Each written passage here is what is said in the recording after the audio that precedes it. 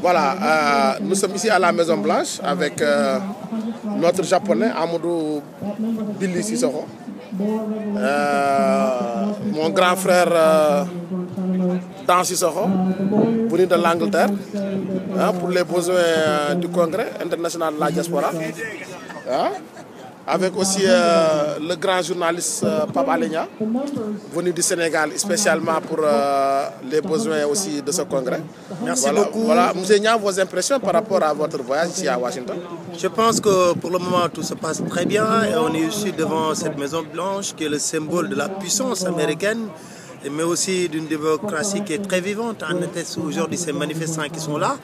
Et je pense qu'on rêve d'avoir aussi dans nos pays une telle démocratie. Voilà, c'est très important aussi devant ce symbole, la Maison Blanche. Qu'est-ce qui explique votre intérêt à venir couvrir l'événement ici à Washington, c'est-à-dire le congrès de la diaspora? Le congrès de la diaspora, je pense, c'est un moment qui est très important pour tous les Sénégalais qui vivent à l'étranger. Et que je pense que l'apport que la diaspora amène dans notre pays en termes de mobilisation, en termes d'apport économique, parce que rappelez-vous, ou bien tout le monde le sait, l'aide au développement, la diaspora amène plus que ce que l'aide au développement apporte au Sénégal. Donc je pense que c'est très important que la diaspora puisse parler d'une seule voix.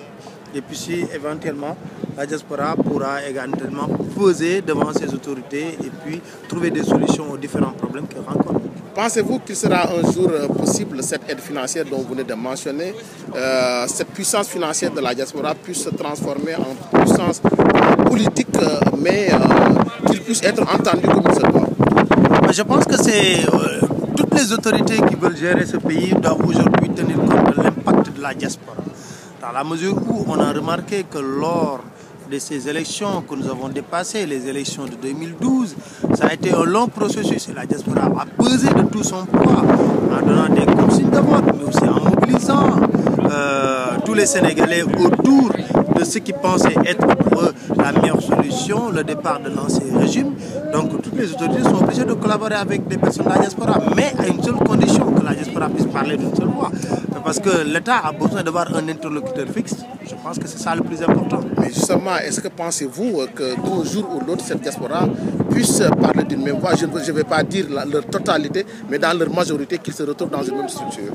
En tout cas, les Sénégalais qui vivent à l'extérieur sont dans l'obligation. Ils doivent taire les petites querelles pour aller vers l'essentiel. L'essentiel, c'est quoi? C'est l'unité pour que l'État puisse avoir un seul interlocuteur. Sinon, je donne un exemple. Si l'État est incapable d'avoir un seul interlocuteur, quand il doit choisir, par exemple, quelqu'un qui va représenter la diaspora au niveau du Sénat, le président de la République est obligé de prendre quelqu'un qui est de son parti politique.